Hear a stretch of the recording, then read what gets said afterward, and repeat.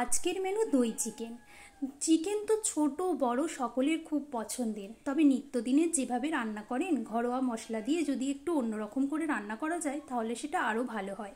চলুন আজকে ঘরোয়া পদ্ধতিতেই ঘরোয়া মশলা দিয়ে কিভাবে রান্না করছি আপনাদের সঙ্গে সেটা শেয়ার করব।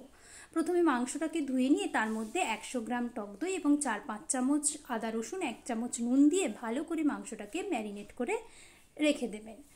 10 মিনিট মতো রাখবেন। একটা কড়াইয়ে তেল দিয়ে দিলাম, তেলটা গরম হচ্ছে। জানেন তো এই মাংসটা আমার দিদির মেয়ে এত খেতে পছন্দ করে, আমরাও পছন্দ করি, তবে ও বেশিই পছন্দ করেন।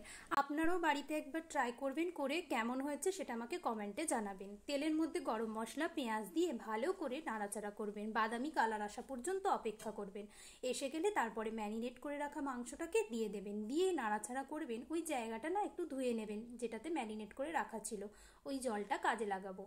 তারপরে একে একে সব মশলা দেবেন। হলুদ গুঁড়ো 2 চামচ মতো দেবেন, লঙ্কার গুঁড়ো 2 চামচ মতো, যদি ঝাল বেশি খান ঝাল বেশি তাহলে দেবেন। আর দেবেন একটু গরম মশলা, যেহেতু আমার দিদির মেয়ে খাবে, ও তো ছোটো, তাই জন্য অল্পই ঝাল দিয়েছি আমরা।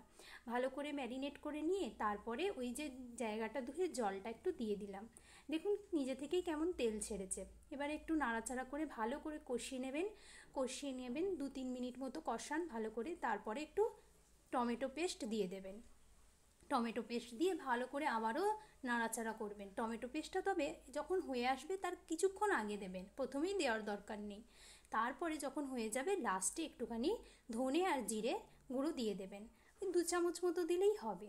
দিয়ে ভালো করে মাংস থেকে তেলটাও ছেড়ে দিয়েছে। ব্যাস, আজকে আমার চিকেন তৈরি। যদি ভিডিওটা ভালো লেগে থাকে একটা লাইক সাবস্ক্রাইব করে দেবেন।